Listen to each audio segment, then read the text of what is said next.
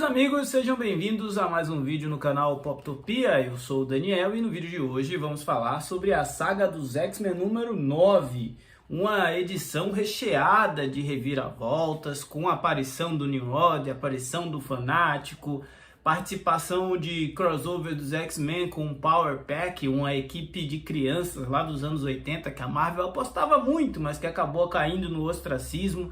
Essa edição também traz uma emblemática história da Tempestade, mais detalhes depois da vinheta.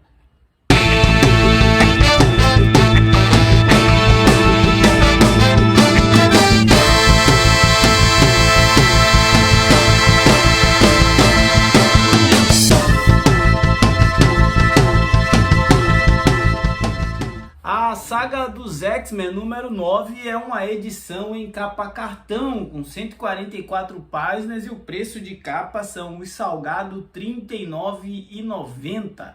R$ 39,90 por 144 páginas. E aqui a gente tem Uncanny X-Men número 194, a 198 e Power Pack número 12. Então são 5 histórias e a gente vai ver diversas coisas acontecendo nessas histórias. Para começar, o que me chama a atenção é que o Chris Claremont continua a sua escalada de desenvolvimento dos personagens, né? Ele não abandona alguns plots, muito pelo contrário, ele vai colocando mais pedra em uma muralha de cronologia, de desenvolvimento, de eventos que vão se sustentando aqui.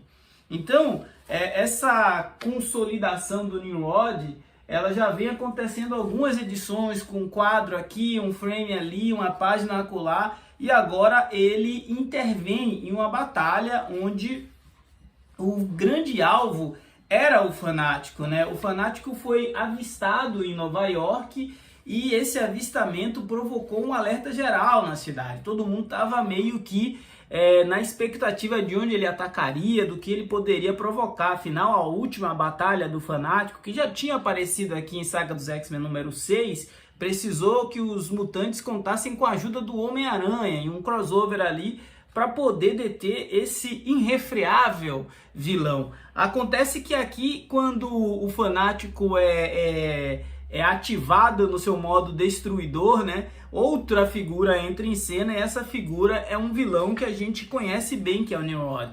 O Nimrod definitivamente entra no circuito de caça aos mutantes e ele começa tendo que se decidir entre quem é a maior ameaça naquele momento, se é o próprio Fanático, se são os X-Men, se ele protege os humanos que estão ali. Então é um personagem que ainda está tendo ali as suas características bases sendo estabelecidas. Um dos pontos altos dessa primeira parte, dessa edição, é a Vampira utilizando os poderes dos seus colegas de equipe, né? Uma equipe que estava bem desestabilizada, uma vez que sem Ciclope e sem Tempestades como líderes, mais uma vez era o Noturno que estava liderando no campo e ele não tinha muita experiência com isso, portanto a equipe estava ali tendo dificuldades para atingir seu objetivo, que era derrotar o Nimrod e também o Fanático.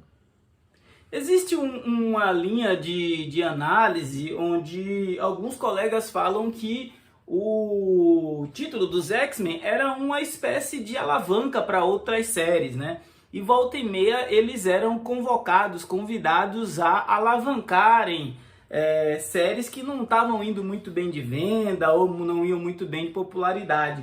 No caso aqui a gente tem duas histórias onde a equipe de heróis precisa interagir com as crianças do Power Pack. O Power Pack era uma equipe de crianças lá dos anos 80 que foram premiadas, vamos dizer assim, agraciadas com poderes e que um alienígena entregou para elas, né? E é uma versão quase que mirim do Quarteto Fantástico, para resumir bem a história. Acontece que essas crianças são sequestradas pelos Morlocks e no meio da história os X-Men acabam aparecendo ali para resgatá-los. Fica um gostinho assim de aleatoriedade. Por que aqui? Por que agora? Mas existe o mínimo de conexão entre duas histórias, portanto faz sentido essa edição do Power Pack estar aqui dentro. Apesar de que a gente já percebeu a essa altura do campeonato o grande foco da Panini para essa coleção da saga dos X-Men é tudo que saiu em Uncanny X-Men ser publicado e uma coisa ou outra que tem a conexão muito direta. Aqui em alguns momentos a gente tem, por exemplo, referência a HQs que sequer foram lançadas pela Panini, né?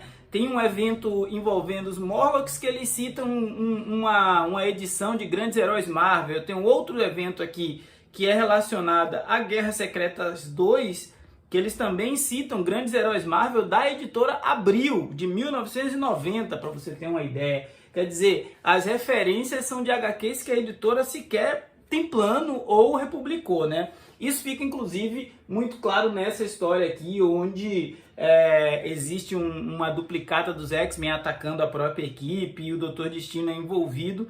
Mas é uma história que ela promete muito e entrega pouco. Então a relevância dela, ao meu ver, foi bem abaixo daquilo que se imaginava. O que me parece é que tinha uma mensagem muito clara. Nesse momento, a equipe dos Heróis Mutantes ela está um tanto desajustada e ela vai ser colocada à prova para que alguns personagens amadureçam.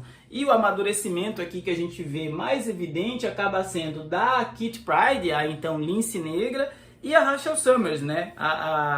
Ela vai começando a entregar um pouco do que ela viveu naquele passado sombrio dela, mas também vai começando a se tornar uma parte mais efetiva da equipe de Heróis Mutantes. Dali pra frente a gente vai ver coisas como a chegada do Magneto e a preparação para a partida do Professor X. E aí, talvez lá pro número 12 da saga dos X-Men tenhamos o julgamento do Magneto, que é uma edição importantíssima, né? The Uncanny X-Men número 200. Essa edição fecha com a história que é justamente a capa, né? A história dedicada à Tempestade. Aqui a gente tem uma história que foi escrita pelo Chris Claremont e desenhada pelo Barry Windsor Smith, chamada Morte em Vida 2.